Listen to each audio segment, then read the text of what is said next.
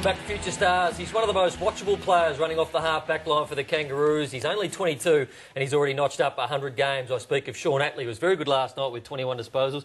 Welcome to Future Stars, mate. And Jamie McMillan, your mate, was on a couple of weeks ago. He dished out a little bit of dirt about you. You're a different sort of cat, but we like that in AFL circles.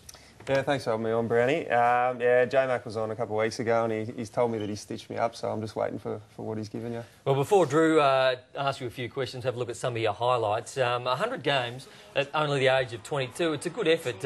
Longevity in the game. Boomer's just played 400, but you're on that pace if you keep on playing 100 games by the age of 22.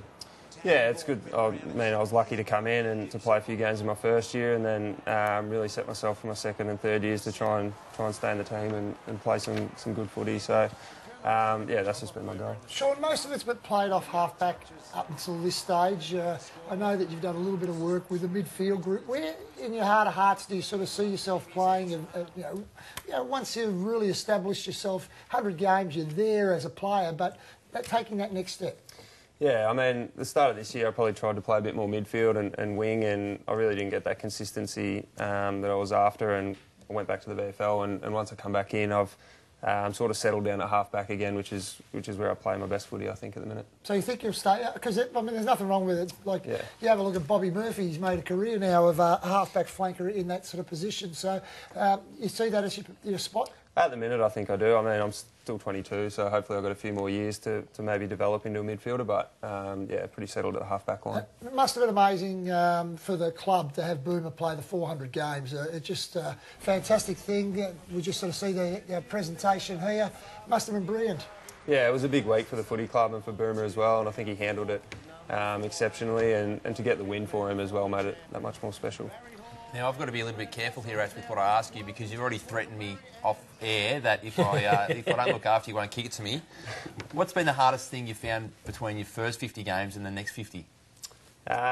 Probably the first 50, that consistency. I mean, I'd have maybe one good week and then probably not get a kick the next week, and you're sort of on edge a bit. And then the second 50, I really settled down with the defensive coach, Drummo, and set out some goals that I know makes me play good footy and really stick to those.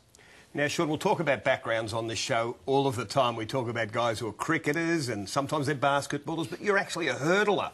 And we use your image in something that that we show to states and it's the image of the athlete. Paddy Dangerfield, the other athlete that we have in our sliders, we show all the different backgrounds. You actually were a runner-up at state level. Was the Olympics ever on the radar as a young kid? It was funny how I actually got into hurdles. I was it would have been about grade 4 or 5 at primary school, and the school was only maybe 100 kids, so it was pretty easy to qualify for the next level. And I got to pick 2, so I picked the 100-metre sprint and hurdles, and I come home and said to Dad, "Oh, I'm going for hurdles." And he said, "What do you know about hurdles?" I said, "Oh, nothing." So I got a few sticks out there in the paddock and jumped those, and yeah, just managed to get a bit better at it. Now, we spoke about off the top that you're a little bit different, which is great. We love that. We love a bit of personality. I'm going to show you a photo of your bedroom.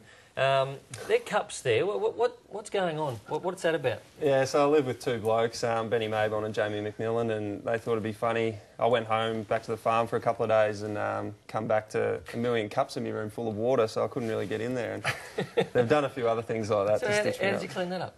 Oh, one by one. I throw a bit of water in their rooms, just to get them back a bit. Now, Shaun, back to your pathway then. 5 years ago, you played for the Vic Country when they won a national title. We're going to see some vision of you running around in the V.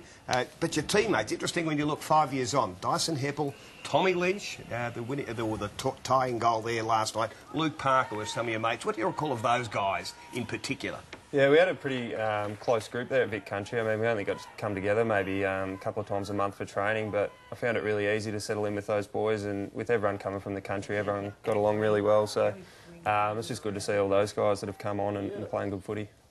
And you've got the younger brother, of course, about 5 or 6 years younger, young Joe. Tell us about him. The family switched across to the Bendigo region. Your dad's a principal of a school, and he's playing for the Bendigo Pioneers. You had a chance to have a look at young Joe. Yeah, I go along to Phil Joe's games when he plays in Melbourne. He's only 16, Joe, so he's bottom age for the Pioneers, and he's a bit of a different player. He's pretty inside, Joe, and he's good with his hands, and he's really strong in the contest. What's it like to have a dad as a principal?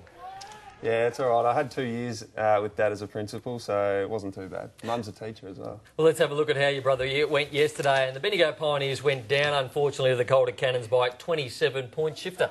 Yes, they're beaten by the Twin Towers, I'll call them, the boys from the Calder Cannons. Big Carl Brown kicked 6 goals, along with Callum Moore, who kicked 3, so 9 between them. These boys are massive units, 192, 193 centimetre boys up there in the forward line. Both draft potential as well, I reckon. Brown, he's kicked 27 goals in the 7 games, his first 7 games in the competition, and Callum Moore's a boy that we see play for Vic Metro during the era. Spring Hill Jack he was, and good to see him kick 3 goals yesterday. Well, like I said, you're one of the most watchable players in the competition. We love seeing you stream off half back. Good luck for the rest of the year and playing finals this year.